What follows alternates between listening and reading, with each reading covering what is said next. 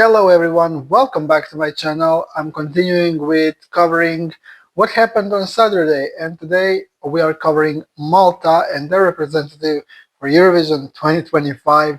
It is infamous Kant and Miriana Conte. Now, before I even start with this, I've heard the song before. I have not seen the live performance though, so I'm curious to see that, and I know what Kant means, and I'm gonna say well played. Well played, Malta. That's so funny. Let's get into the reaction, and I hope the staging is good, and I hope that she really is serving whatever she wants to serve. Starting in 3, 2, 1.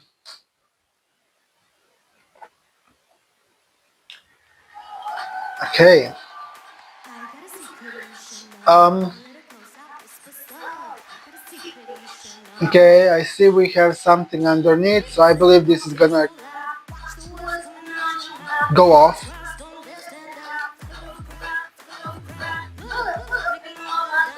A lot of attitude, a lot of sass.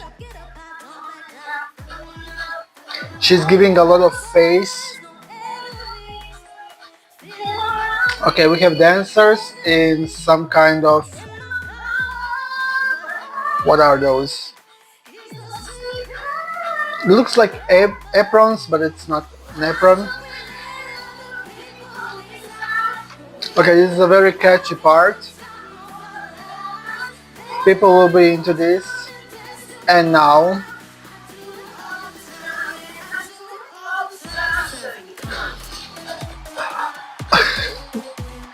oh,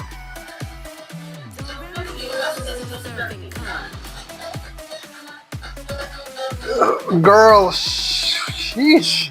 Okay, she is serving. Oh, okay, she's owning the song, and I love that. The choreo looks a bit clunky and a bit out of place and kinda random. Yeah, we need to change the choreo, absolutely. Vocal on point.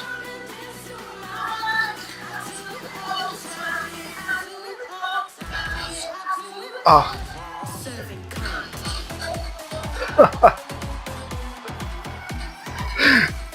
Oh.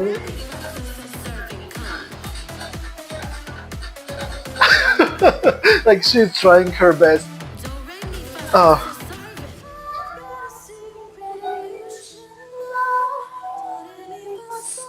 A lot is happening, it's hard to focus on everything. We have this static backdrop. That could change as well. Come through with the vocal. You're from Malta after all. You have to be a vocalist.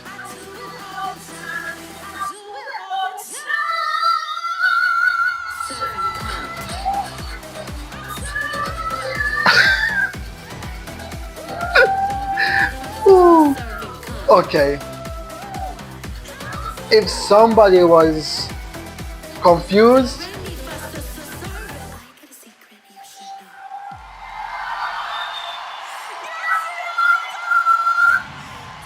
okay. Okay, so Miriana Conte, in her third attempt, I think, served her performance and she won. But let's unpack this. There is a lot to unpack, so let's start from the obvious and talk about the lyrics a little bit. Okay, genius, cool, funny, all that. Great. My question is, will EBU be fine with this? Will they accept it? Or will they make them change the lyrics?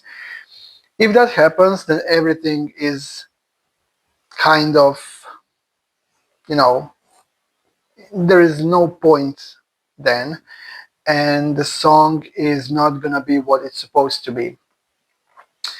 The other thing, maybe they will accept it, but what could happen is that they will make her not say it, But then we will have the same situation as Latvia 2022 when they were not allowed to say pussy, but then everybody in the arena said it. So it's like basically you can just allow the artist to say it if the whole arena is going to say it instead.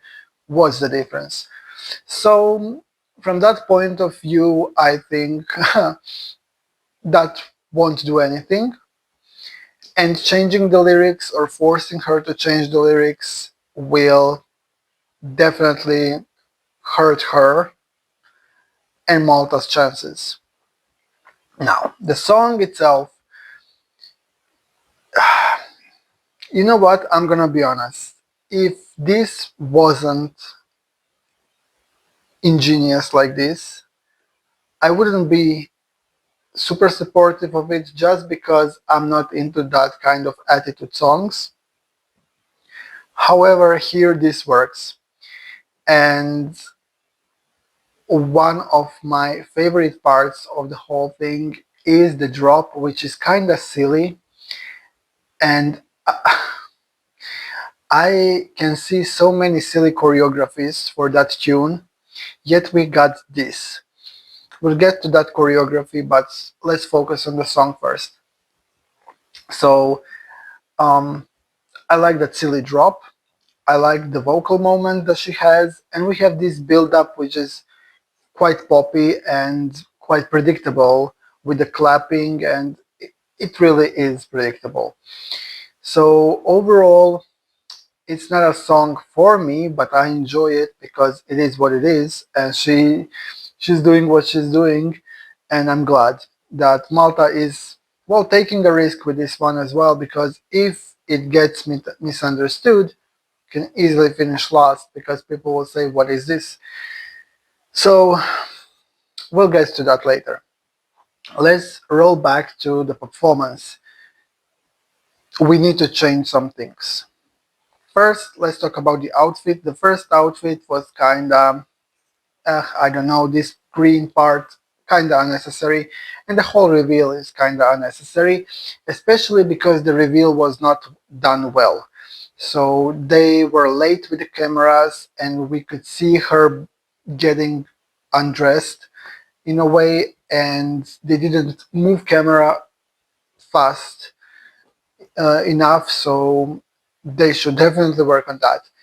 Secondly, the outfits of dancers, definitely no. The color doesn't match with anything, so we need to work on the styling. I like the bodysuit, and she looked good after she got rid of this first part. Choreo, dancers, definitely. Okay, I'm gonna say it. Let's make this more provocative and more. Let's serve more. Okay, if we are really serving, Kant we are serving because she can hit all those notes, but let's serve the other Kant as well a little bit. Sorry for my expressions, but let's make this choreography seductive or kind of slutty in a way. If we want to embrace this message or at least a metaphor, let's do it. Let's do it. So yeah, that's my opinion on the choreo. She's doing well, like considering that I didn't expect her to really be on the floor and doing all those things. That was well done. Later, she was kind of trying to dance, but you can see that that's not her strong suit. So if she wants to work on that during these 2 months, she can improve for sure. But she doesn't really have to. She should focus on the vocal and, you know, being kinda, provocative a little bit, but she shouldn't do too much. I don't think it's necessary. Vocal, we don't have to talk about the vocal a lot because she's from Malta, and if you are from Malta, you are a vocalist, period. And in the end, we have the performance, or let's talk about the staging as a whole concept. So we didn't have much, there was no props, there was nothing special. Yes, we had that one instrument that appeared during the bridge. The backdrop was kinda lackluster, and many people, I believe, didn't even notice it. It's just not memorable, it doesn't stand out, and people are focused on the song and performance, which is good, but then again, you might as well have nothing. So let's try to accommodate that backdrop with the song in some way of shape or form to like complement the song and just be another layer. So we have this rounded package of serving in all aspects. Okay, will this qualify? That's a tough question. That's a tough question. Erika Wickman is in that semi, and not only that, it's in the same half. That's a bit unfortunate. Obviously, one of them will be a closer. I have a feeling that one of them will be a closer of the semi, and the other will by default be quite early in the semi. I think Erika has better chances overall, so I would kind of be inclined to put her first and then close with Malta if that is a closer option. I don't know what they're gonna do, but Malta really needs this help. And if they would put this as a closer, maybe that would push it a little bit. And I think that Televote will support this. Loop was never super popular, let's be honest. The Basker, even less. But this has the hype, and many people will be shocked by what's happening. And oh my god, that's why I love Eurovision, because the unexpected happens. If Miriana really wants to serve, then she needs to serve it completely and shock the whole Europe, because that's her best shot as doing well. Yeah, these are some of my first thoughts. It was entertaining, it was fun. Will we get a revamp? I don't know. I don't think we will. Maybe with the production slightly, but I don't expect them to do it willingly. Maybe, yeah, lyrics, we're gonna see what DBU says. But if they're okay with that, I don't expect big revamps for this song. It is good for what it is, and for the first time in years, Malta doesn't need help in that regard. So this is a good working material. Let's see what they make with it. Thank you very much for watching this video. What do you think of Malta and their chances? Let me know in the comments. Serve me your opinion. And I will see you in the next one. And we keep on serving, because Finland, you're next. Until that video, bye.